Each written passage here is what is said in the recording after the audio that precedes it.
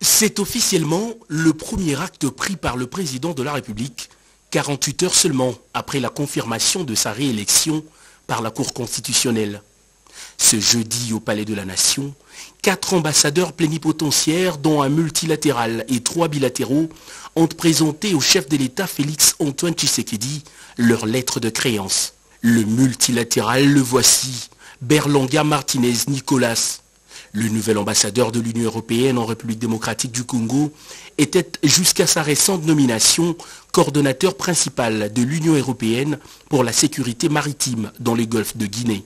Diplomate depuis 2002, Berlanga Martinez a déjà occupé à 2 reprises le poste d'ambassadeur de l'Union européenne, notamment au Togo de 2013 à 2017 et en Somalie entre 2019 et 2021.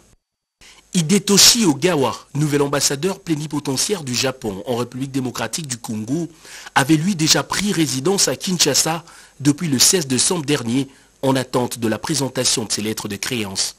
Ministre, chef de mission adjoint près l'ambassade du Japon en Belgique et la mission du Japon auprès de l'OTAN depuis 2020, le natif de Tokyo est licencié en droit public, a débuté sa carrière professionnelle au ministère des Affaires étrangères il y a 32 ans.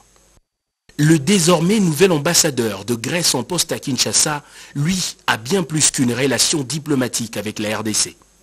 Natif de Bounia dans la province de Litouri, Antonio Papadopoulos est diplômé d'études supérieures économiques de l'Université d'Athènes en Grèce.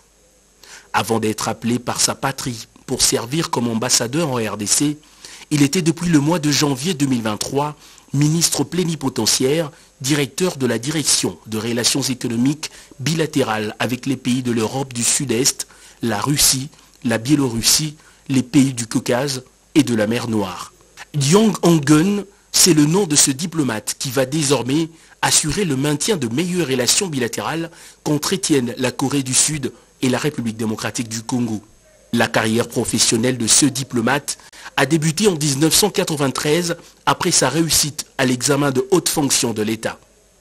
Il va par la suite remplir le poste de conseiller dans plusieurs ambassades, notamment en Mongolie et au Danemark. Depuis 2021, il occupait le poste de ministre et consul général à l'ambassade de Corée du Sud au Royaume-Uni, de Grande-Bretagne et d'Irlande du Nord. Comme les 5 dernières années, la République démocratique du Congo poursuit son bel élan de redynamisation de sa diplomatie, caractérisée par le respect mutuel et la franchise pour une collaboration juste et fructueuse.